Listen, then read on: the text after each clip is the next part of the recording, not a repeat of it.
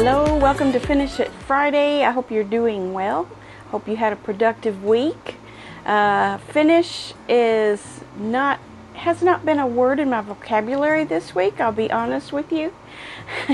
I did finish something. I will show you that in a second. But it's more of just a future wish. But the packages are coming in and projects are piling up, so I need to put my nose to the grindstone really soon. It's been a strange week. Not a lot of time to do anything, but I'm not discouraged by that. I just need to pace myself a little differently, and that's okay. That's okay. We have times where we just can't do things at the pace that we want, and we have to just make sure we're doing a little each day that we can, and let the rest go, because there are more important things in life going on sometimes than crafting. So we need it for our mental health, but sometimes other things take priority, and that's okay. Don't sweat it, because I'm not sweating it. Actually, I don't sweat anything. All right, so this week I did work some on the Tula fabric for the duster, and I have 2 of these panels done, and I know you're thinking, come on, get that done, but it takes more time than you think. But here's one on the wall, and then here's another one, and I need to make 2 more. So very little progress, but progress nonetheless. And then the Barnstar sampler, I did this block, which is block number 6, and there are 2 of them. Just as proof, there are 2 of them. And that's the number 6 block, and it is called Moroccan. And I really wish I would have put one of those darkers on the outside in between those 2 prints, because it just looks like the same print. But I don't know, I'm not very good at predicting what something's going to look like when you change the colors of the pattern. So that's an example of that. But I also wanted to show you how I'm keeping my blocks. I have my 2 large blocks. Well, not 2, there's 6 very large blocks here.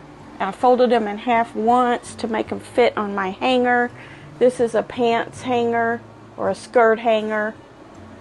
And then my 16-inch blocks I didn't have to fold. There's a bunch of them.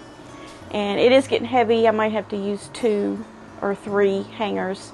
But you can just hang this on a hook on the wall, and that way you don't have as many folds in your blocks while you're working on your project. So just an idea for you. I saw that question somewhere. Oh, I think I was on Quilting with Stephanie Stitches sew along live thing that she does once in a while, and somebody was asking about that, so I thought I'd mention it on here too. And just wanted to give you a little sneak peek of the So Yes subscription box. So if you're still waiting for yours and you don't want to see this, just kind of fast forward through, or let it play and come back later, whatever. But this is kind of an example of what the boxes generally have. It's a broad spectrum of color in a line. This is a Michael Miller, I think it's called dots and crosshatches or something like that. I forget. I just looked at it. But it's kind of like a dot on a cross hatch background. And so there's always a pattern for that and a video.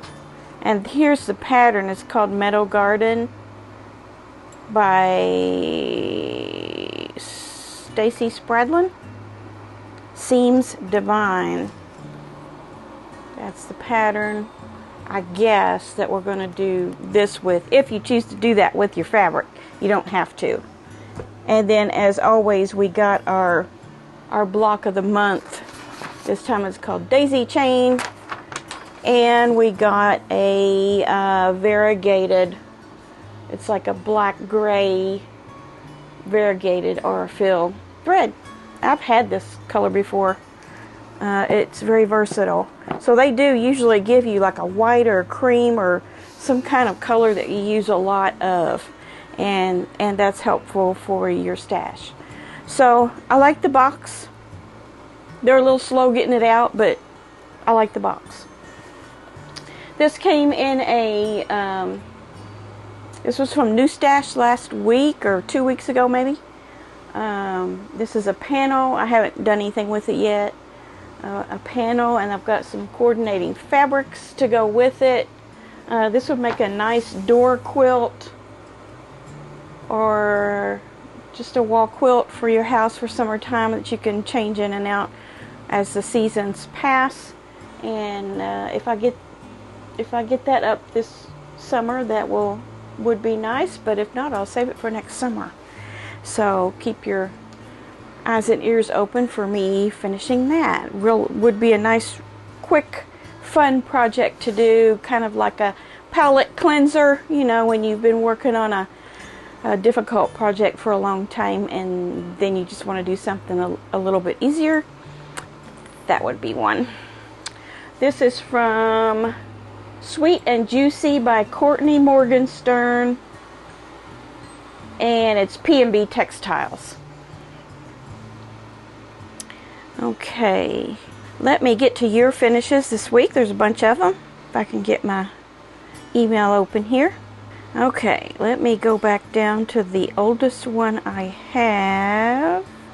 Sally made a like a male cosmetic bag, like for a man. She says, this is not a quilt, but it has a little quilting and embroidery. I wanted to make something for my son's birthday. He travels a lot for work, so I chose to make him a personalized toiletry bag. That's the right terminology for a man's cosmetic bag. This is a free by Annie pattern called Easy Does It. I hope he likes it. Well, yes, he should like it. And you've got his initials embroidered on there, monogram, nice size. You've got some whimsical fabric on the inside. Very nice job. Looks like something bought from the store. Here's one by Andrea. She says, here's my most recent finish. It's been pieced and even quilted for a while, but I got the binding on and washed it, so it's officially ready for use come fall and winter. This quilt is made from a flannel layer cake and some yardage. Pattern is named Fraser from Primitive Gatherings. Pattern didn't have the border or one extra section of the length that I added since the material was all cut in the pre-cut directions. I used brown fireside for backing and a light batting, hopefully of getting that great shrinkage. Thought it would shrink more, but it is soft and cozy. I had this one sent to the spa and she did a beautiful job. Looking forward to some more finishes soon in my room and to seeing what others finish this week. Yes, very nice. Very nice. Blues and browns and golds. Very pretty. Yes, that'll be a very nice fall and winter pattern, and being in flannel especially. Pat has two finishes. She says, I finished 2 quilts last week. The Peach and Aqua 70 by 86 is from my first and last mystery bundle. We all know how we feel about mystery bundles, don't we? The colors just don't sing to me, she says. The Scrappy Triangle Quilt, that's the second quilt. 64 by 72 was inspired by Krista Moser's Mini Morsels, but with a different setting.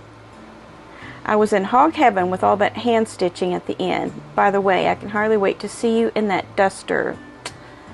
Yeah, soon, hopefully. Yeah, I love your little, looks like little teepees. But I like the peach background and the variation of color on your triangles there. That was a fun scrappy quilt. And the other one too, the blues and the oranges mix very well together. Dawn. Okay, she says, hold on, I just messed up. Finished this quilt for my husband's nephew and wife who are having their second boy next month. I don't like the red in it, but love the trucks. I like the red in it. I like the red in it because it really pulls the trucks out. The trucks just pop off there because of the red squares, I think. And then the yellow too. The yellow is pulling the yellow machinery in those blocks. This is a perfect quilt for a little boy. Great job. Thank you, Dawn. Ernest has a finish, and this is an unusual one. He's calling it the ultimate half square triangle quilt. That's a question mark. I said he should call it Jagged Madness. But here's what he says. It took 2 years and a month to save enough HSTs, all made from waste from any ongoing project, to make this quilt. I worked on it over time, little by little. It's wonky, unsquared, puffy like my eyes after a long night out, and has no pattern. I even tested some new quilting on it, geometric meandering. But it's mine forever, so I didn't overthink it. It's like a historical map of my quilting life. Nothing new was made or used for it. Only cut off waste from sewing 45-degree angles, but nothing smaller than 2 inches. It's 72 by 86, and even the batting is pieced. So this is truly a scrappy quilt made 100% of cutoffs from half square triangles. It bears looking at for a while because there's just all kinds of things in there. There are big ones and small ones, nothing less than 2, he said. He's got some arranged in pinwheels, some are just a mix. And then I don't know if you're seeing on the second picture that I have here, his mix of geometric meandering and then regular swirls. And by the way, Ernest, you're just getting so great on your swirls. Yeah, I could look at that all day. Thank you, Ernest. Great job as usual. Karen. Karen had sent this to us as a finished top here a while back, but now she's got it all quilted up the way she wants to do it. She says, "Hi, Sherry. Well, I finished my quilting and binding on this. I didn't use your suggestion of crosshatch corner to corner. I wish I had, looking back now. I made more work on myself by only doing straight line. I made more work for myself by only doing straight line up to the border, so there were a lot of threads to bury. I wasn't happy with my job doing straight lines and decided to just leave as diagonal instead. For the outside border, I did some free motion quilting with vines and leaves. This quilt took me 2 months to complete, just in time for the baby's arrival next week." Yeah, remember this? This is the one with the little woodland animals on it. And I think your quilting is just fine with your one diagonal. I know it gets frustrating when you're learning how to do something and you don't think it's coming out quite right. But this quilt will be well loved and used. So just remember that the lessons that you learned from that for your next quilt, and you'll just keep getting better and better. Victoria, she's got several things here. She made some totes, and then she also made, is showing a block here.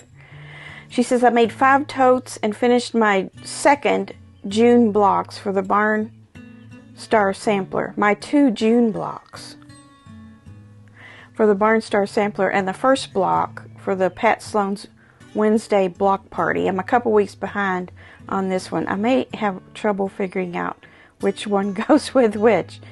I like that you're using CAFE in that block. That's a fun block. That looks like the Barn Star, the one with the blue star in the center, the ribbon stars in the center. That looks like one of the Barn Stars, like the Carpenter Star one. Yeah, but your totes are cute. Those are those little origami bags, I think is what they're called. And you just did them in lots of whimsical fabric. Very nice. Joy, she says, "I've been working on this for my sister-in-law Maggie. She wanted a Winnie the Pooh quilt for a shower gift. The borders and pinwheels have Winnie the Pooh fabric in them." Yes, I see that. Lovely, nice soft blue and yellow pinwheels. on point 9 squares, double borders, pieced cornerstones. Very nice. I love it.